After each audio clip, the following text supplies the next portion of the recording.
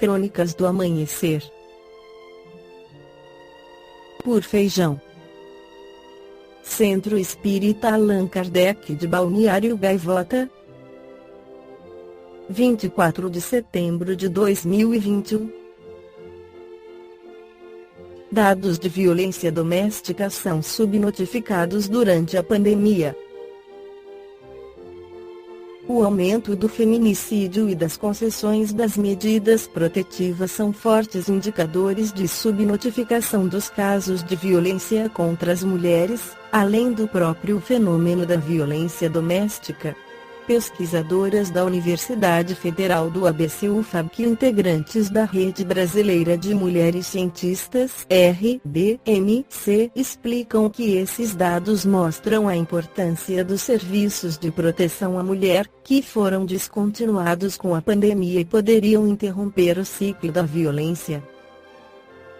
Se a mulher não consegue relatar e obter respostas no primeiro ciclo da violência, nos primeiros níveis desse ciclo, a gente sabe que os quadros obviamente se agravam para feminicídio, que é o ponto final desse círculo, disse a professora Alessandra Teixeira.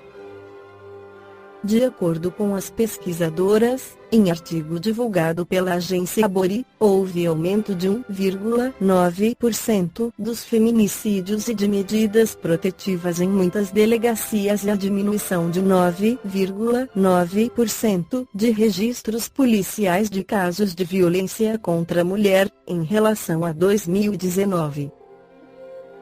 Em São Paulo, de janeiro a abril de 2019, foram registrados 55 casos de feminicídio no estado. No mesmo período de 2020, foram 71 registros. Em 2021, foram 53 assassinatos de mulheres em razão do gênero, segundo dados da Secretaria de Segurança Pública (SSP). Em relação às medidas protetivas, foram mais quase 47 mil em 2019 e mais de 52 mil registros em 2020. Nos primeiros 4 meses de 2021, o total já ultrapassa 21 mil, a tendência, portanto, é de crescimento para este ano. O aumento do desemprego com a crise econômica, o maior peso para as mulheres na divisão sexual do trabalho, o fechamento das escolas e o acesso a outras vivências são algumas das questões que impactam a dinâmica de vida das mulheres na pandemia e acabam por afastá-las das redes de proteção. Já era deficitário e a pandemia provoca uma crise, um déficit ainda maior, aliado ao problema econômico. Com isso a gente vai ter, sem dúvida, um exacerbamento desse quadro de violência, aponta Alessandra. Desarticulação da Rede de Proteção. Carolina Gabas, também professora da UFABC, ressalta que a medida protetiva é fundamental, mas não garante que se está dando às mulheres a assistência integral necessária. A medida protetiva não é a única oferta que tem que estar ali. A mulher tem que ter os cuidados de saúde para sua integridade física, às vezes precisa ver a situação das crianças, às vezes precisa do acolhimento sigiloso, às vezes precisa monitorar, por exemplo, uma medida que retire do agressor algum tipo de arma que ele porte, exemplifica. Ela destaca a necessidade de que as instituições atuem em rede para promover esse atendimento. A gente diz que é o trabalho em rede, que envolve o sistema de justiça, vários setores, uma política intersetorial também, no poder executivo, e é muito importante que isso esteja articulado com os movimentos sociais, propõe. A pesquisadora destaca que as ações nos territórios devem contar com o apoio do movimento de mulheres e outras organizações que conseguem alcançar essas questões de forma mais efetiva.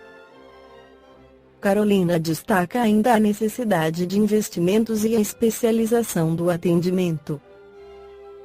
Ela explica que não se trata necessariamente de um equipamento específico, mas de capacitações para que estruturas como os centros de referência em assistência social e mesmo delegacias possam atender essas mulheres sem que se criem novas vitimizações. É um investimento para as redes de serviços que já existem e estar muito atenta a esse aumento da violência, especialmente no contexto de pandemia. E, obviamente, o tipo de financiamento também. O financiamento não é só de campanhas, é um financiamento de atendimento, de você prestar esse serviço a essas mulheres, defende. No Livro dos Espíritos, Allan Kardec questiona sobre igualdade entre homens e mulheres nas questões 817. São iguais perante Deus o homem e a mulher e têm os mesmos direitos? Não outorgou Deus a ambos a inteligência do bem e do mal e a faculdade de progredir? 818. Donde provém a inferioridade moral da mulher em certos países? Do predomínio injusto e cruel que sobre ela assumiu o homem. É resultado das instituições sociais e do abuso da força sobre a fraqueza. Entre homens moralmente pouco adiantados, a força faz o direito. No livro Religião dos Espíritos, psicografado por Francisco Cândido Xavier, o Espírito Emmanuel comenta sobre a condição da mulher na época de Jesus. A mulher, ante toda vez nos disponhamos a considerar a mulher em plano inferior, lembremo-nos dela, ao tempo de Jesus. Há 20 séculos, com exceção das patrícias do Império, quase todas as companheiras do povo, na maioria das circunstâncias, sofriam extrema abjeção, convertidas em alimárias de carga, quando não fossem vendidas em asta pública. Tocadas, porém, pelo verbo renovador do Divino Mestre, ninguém respondeu com tanta lealdade e veemência aos apelos celestiais. Entre as que haviam descido aos vales da perturbação e da sombra, encontramos em Madalena o mais alto testemunho de soerguimento moral, das trevas para a luz. E entre as que se mantinham no monte do equilíbrio doméstico, surpreendemos em Joana de Cusa o mais nobre expoente de concurso e fidelidade. Atraídas pelo amor puro, conduziam à presença do Senhor os aflitos e os mutilados, os doentes e as crianças. E, embora não lhe integrassem o círculo apostólico, foram elas representadas nas filhas anônimas de Jerusalém as únicas demonstrações de solidariedade espontânea que o visitaram, desassombradamente, sob a cruz do martírio, quando os próprios discípulos debandavam. Mais tarde, junto aos continuadores da Boa Nova, sustentaram-se no mesmo nível de elevação e de entendimento. Dorcas, a costureira Jopensé, depois de amparada por Simão Pedro, fez-se mais ativa colaboradora da assistência aos infortunados.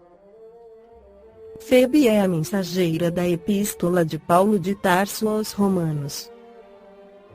Lídia, em Filipos, é a primeira mulher com suficiente coragem para transformar a própria casa em santuário do Evangelho nascituro.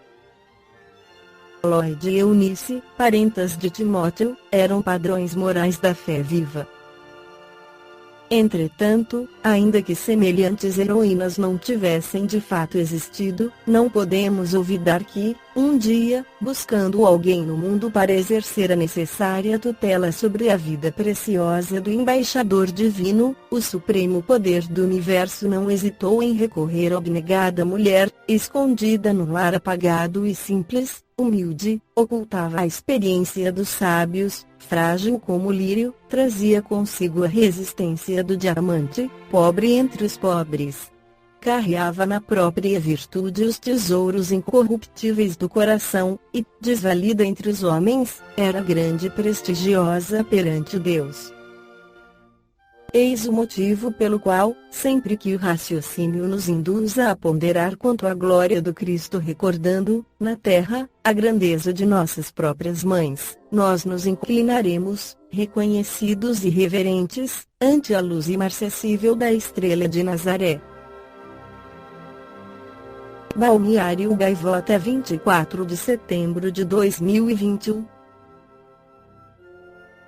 Por Feijão. Centro Espírita Allan Kardec de Balneário Gaivota. Que a paz esteja com todos.